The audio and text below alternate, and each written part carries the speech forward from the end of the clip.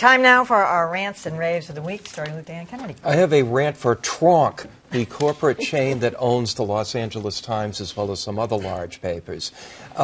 Tronc has been cutting the LA Times to the bone. It's been a fine paper despite years of bad ownership, but now it's really starting to shrink.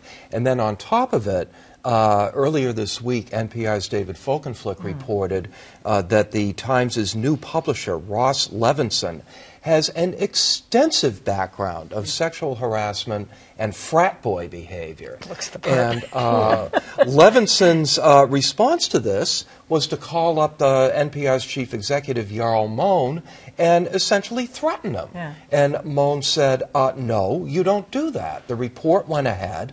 The last we knew, Levinson was under investigation. Tronc says they knew nothing about this.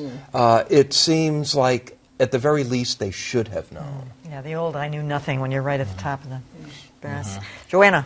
I have a rave for the death, finally, the death of the Huffington Post's unpaid contributors platform. So the Huffington Post is now HuffPost, and its new editor, Lydia Polgreen, announced this week that they're adding a couple of paid opinion sections, paid and edited, and they are ending this platform that was there at the inception of the Huffington Post, where they opened up essentially a blogging platform to anyone who wanted to write it. It was unedited. Arianna Huffington brought a lot of her celebrities on board to do it, but they also enlisted a whole lot of writers who, in the early stages of writing for the internet, willingly decided that they would submit their writing for free, for the compensation of exposure. Yeah. And as much as anything else, that devalued writing, it devalued editing. And I am very happy to see it going away. We'll see if they pay him. We'll see how much they pay. Yeah, they should. Where are we? Callie? Well, continuing in the Me Too mode, NBC Today announced that Libby Leist, maybe it's Leist, I don't know, has been named the show's executive producer. She's replacing Don Nash, who was very associated with Matt Lauer. So this is a rave. Yeah, this is a rave. I'm happy to see she was on the staff before, but she's moving up into the top position. It does not mean that Don Nash is fired. They're going to find another position for him somewhere at NBC. But the head of that show, which is considered a big deal for them, is now led by a woman named Libby Leist. Yeah, so, and an all-female anchor team. Yeah, and that's true. That's a good point. An all-female anchor team. All-female audience, too. We should. Tom.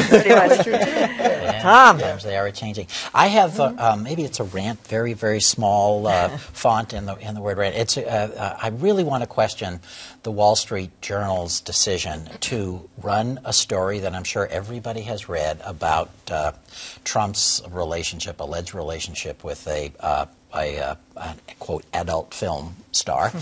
And for this reason, I think he has denied this, she has denied this, but then again, she has been paid $130,000 apparently to not say anything at all. But here's my question. This alleged relationship took place long before Trump surfaced as a presidential candidate or even indicated as a possible one.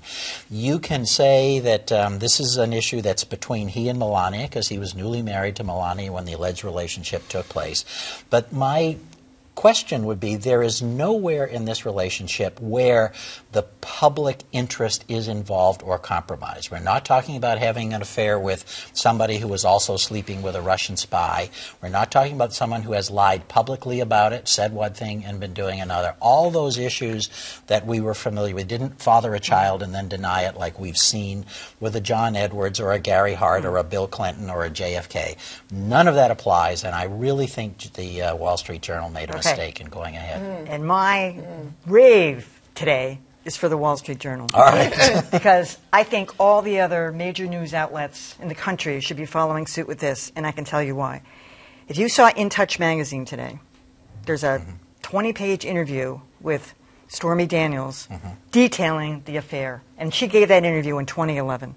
Every single account, she took lie detector tests, her then husband took a lie detector. That was an in-depth interview and follow-up questions, and he has lied about this payoff. So there's $130,000 that was paid right before the election. That's what makes it a news story. You're right about the affair. If he hadn't paid the woman off and lied about it right before the election, I'd agree with you. The New York Times needs to jump on this story. All right, there you go.